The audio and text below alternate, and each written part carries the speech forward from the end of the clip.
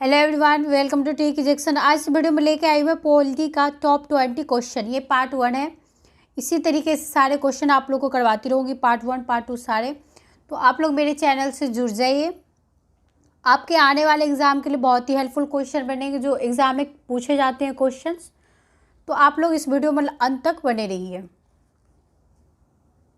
पहला क्वेश्चन है, डिस्कस करते हैं।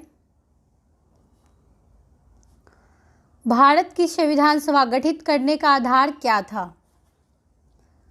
तो कैबिनेट मिशन प्लान 1946। इसका आंसर होगा option number B, correct answer. Cabinet mission के अनुसार नवंबर 1946 में संविधान निर्माण के लिए संविधान सभा के सदस्यों का चुनाव किया गया। इसमें टोटल सदस्यों की संख्या थी 296, जिनमें से 211 सदस्य जो है कांग्रेस से चुने गए, 211 सदस्य कांग्रेस से चुने गए और 73 सदस्य जो है मुस्लिम लीग से चुने गए। अब बाकी स्थान खाली रहे। तो इसका आंसर क्या होगा? Option number B, cabinet mission plan. Next question है, भारत की संविधान सभा का संवैधानिक सलाहकार कौन था? तो इसका आंसर होगा option number C, sir BN Rao. Option number B, C होगा इसका करेक्ट आंसर। भारत की संविधान सभा का प्रथम सलाहकार BN राव थे। और यहाँ पे बात करूँगी BN राव का पूरा नाम। तो BN राव का पूरा नाम जो है बेनेगल नरसिंह राव था। Option number A, Rajendra Prasad. तो संविधान सभा के प्रथम अध्यक्ष डॉक्टर राजेंद्र प्रसाद थे, अस्थायी अध्यक्ष। नेक्स्ट क्वेश्चन है,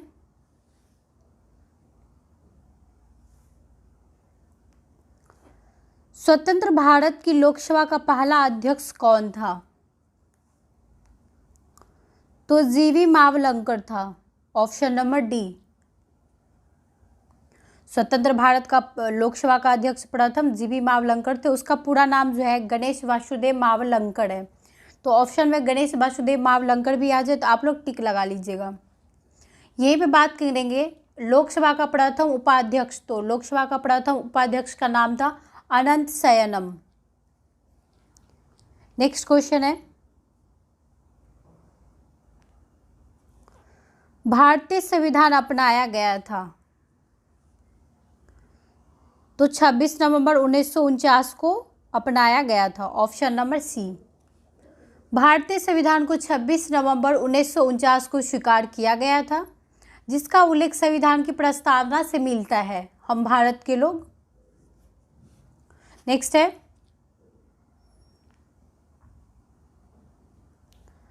भारतीय संविधान की प्रारूपण समिति के अध्यक्ष कौन थे?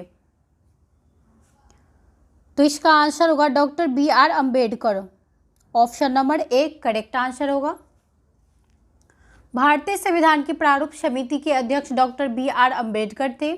इसी समिति ने संविधान का प्रारूप प्रस्तुत किया था, जिसमें जो थे 7 सदस्य थे। प्रारूप सदस्य में 7 सदस्य। नेक्स्ट क्वेश्चन है,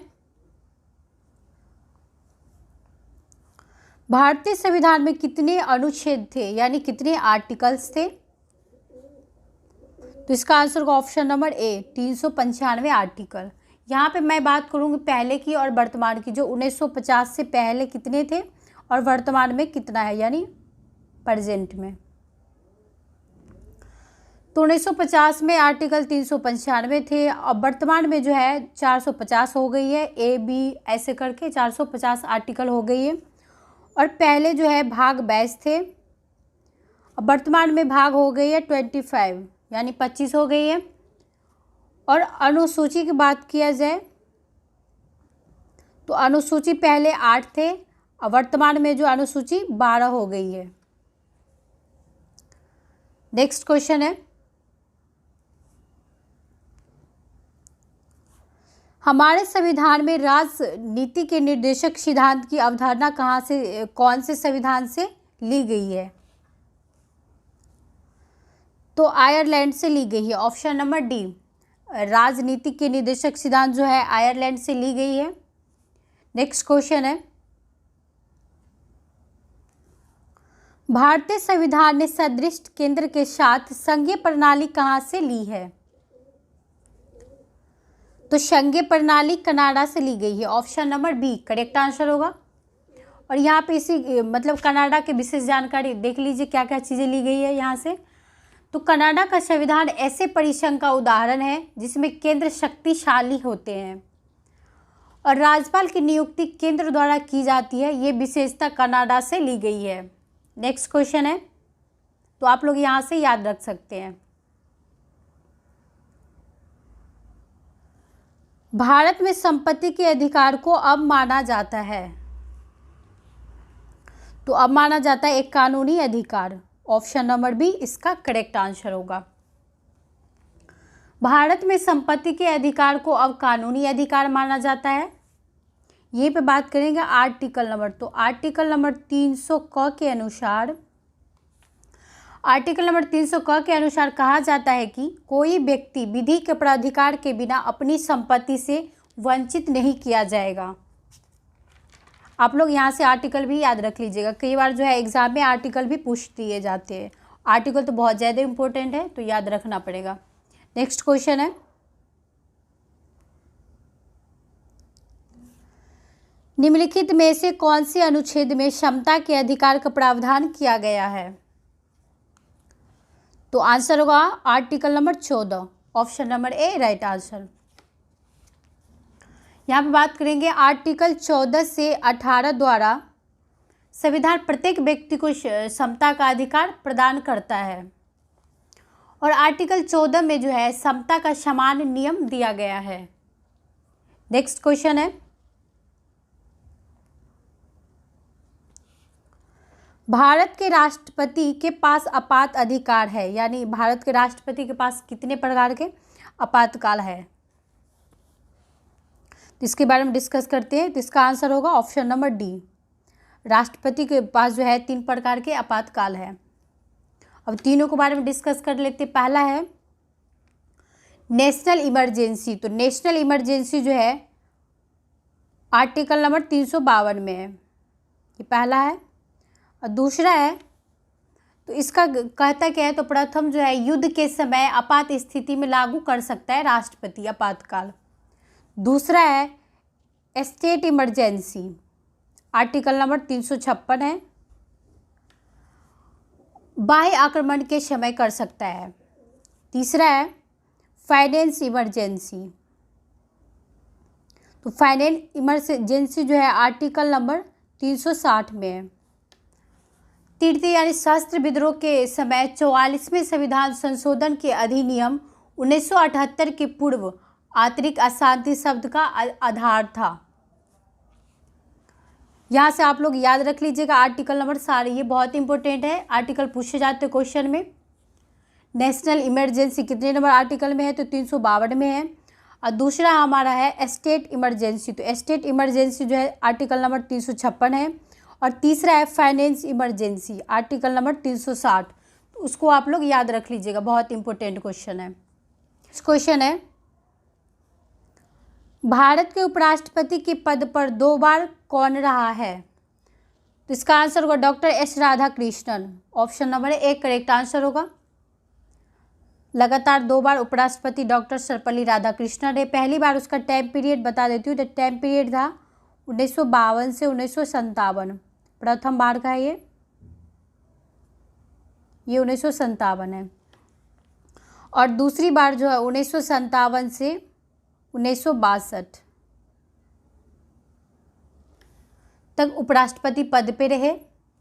ये क्वेश्चन इंपॉर्टेंट है। राज्यसभा का सभापति जो है उपराष्ट्रपति होता है और प्रथम उपराष्ट्रपति यानी डॉक्टर सर्वपल्ली राधाकृष्णन थे, जो कि राज्यसभा का प्रथम सभापति भी थे। ये यहाँ से याद रख लीजिएगा, एग्जाम में पूछे जाते हैं क्वेश्चन कि राज्यसभा का प्रथम सभापति कौन थे। तो हमारा आंसर क्या होगा? डॉक्टर सर्वपल्ली राधाकृष्णन।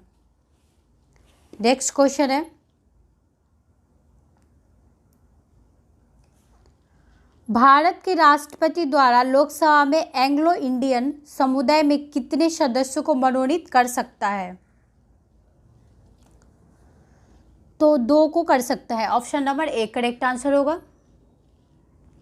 भारत के राष्ट्रपति द्वारा लोकसभा में 2 एंग्लो इंडियन समुदाय के सदस्यों का मनोनीत किया जा सकता है। नेक्स्ट क्वेश्चन है,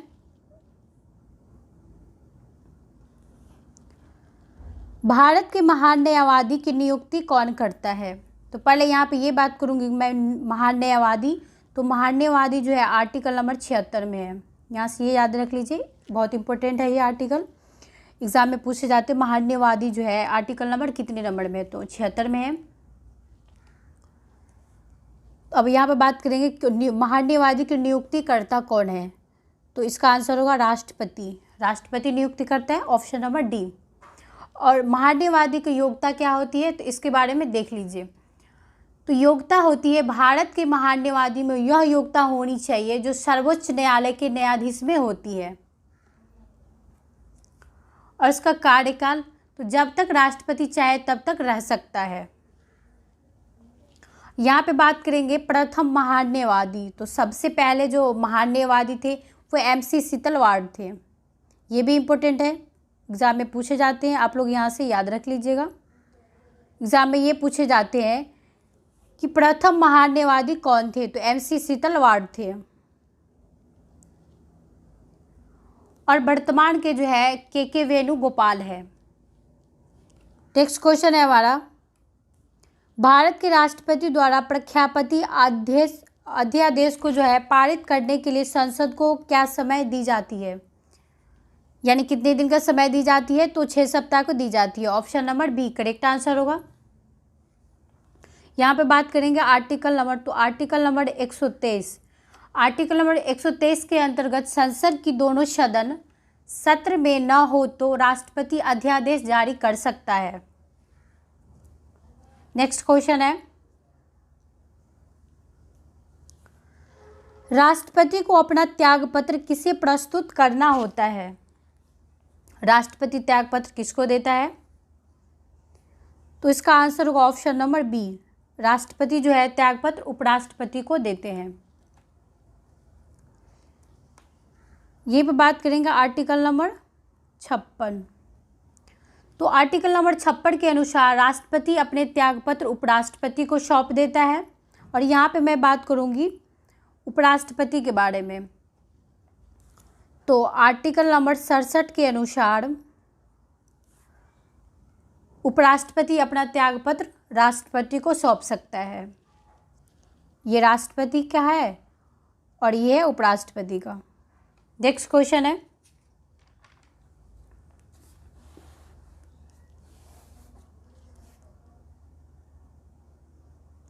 भारत के राष्ट्रपति को उनके पद से कौन हटा सकता है? तो संसद हटा सकता, ऑप्शन नंबर सी होगा। ये पे बात करूँगी राष्ट्रपति जो है आर्टिकल नंबर 52 में है। आर्टिकल 61 के अनुसार, ये भी याद रख लीजिएगा, ये भी बहुत इंपॉर्टेंट आर्टिकल है 61, एग्जाम में पूछे जाते हैं आर्टिकल नंबर 61 क्या है। तो आर्टिकल नंबर 61 जो है महाभियोग है। आर्टिकल 61 के अनुसार भारत के संविधान अतिक्रमण करने पर राष्ट्रपति को जो है महाभियोग द्वारा उसका कार्यकाल पूरा होने से पहले हटा दिया जा सकता है। और महाभियोग की प्रक्रिया संसद के सदनों में से किसी भी सदन से शुरू की जा सकती है।